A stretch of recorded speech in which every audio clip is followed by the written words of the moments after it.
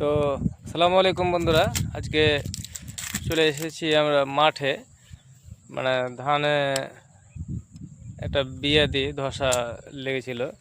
তো ধসা লাগার কারণে মানে স্প্রে করতে হবে। তো স্প্রে করার জন্য চলে এসেছি ধানে। এই যে এইগুলো, বিশেষ করে এই ধসাগুলো, মানে ধানের থোপটা লাল হয়ে যাবে।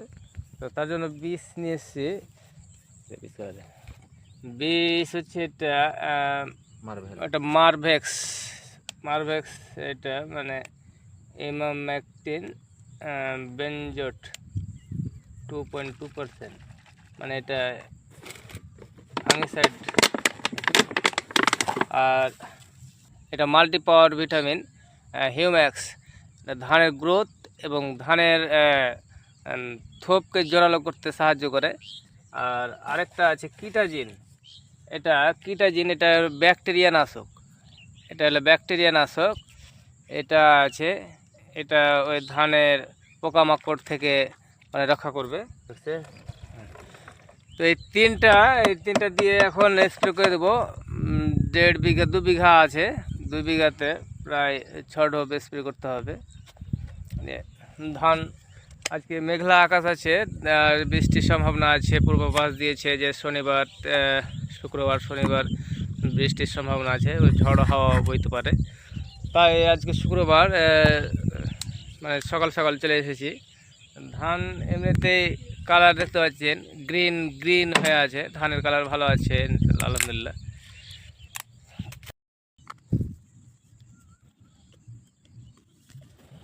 আগে তিনটাকে এক জায়গাতে করে 6 ঢোপের মাপ এটা আছে, একটা কৌটো। এই কৌটোটা 6 ঢোপের মাপ করে এতে আবার গুলে নেব একসাথে করে, পাঁচ করে। আবার পরে আবার এটা মানে কম বেশি আর হবে না। হলো স্প্রে করতে এসে বৃষ্টি চলে আসলো। হ্যাঁ ওটা এক পাই আছে, ওটাতে এক পাই আছে, এক ধার ধার। হ্যাঁ দিয়ে একটা মোটর চালা দিয়ে ওই বীজ সবগুলা হয়ে গেছে। আর বৃষ্টিও চলে আসলো। এখন ওই বীজ তো আর কাল রেখে লাভ নাই, কালকে করে লাভ নাই। এখন বাধ্য করতে হলো, এই যে স্প্রে করছি, বৃষ্টিও চলছে স্প্রেও চলছে। এখন 600 টাকার বীজ নষ্ট হবে। তো ধান যাই হোক, আল্লাহর রহমতে ভালোই আছে। ঠিক আছে।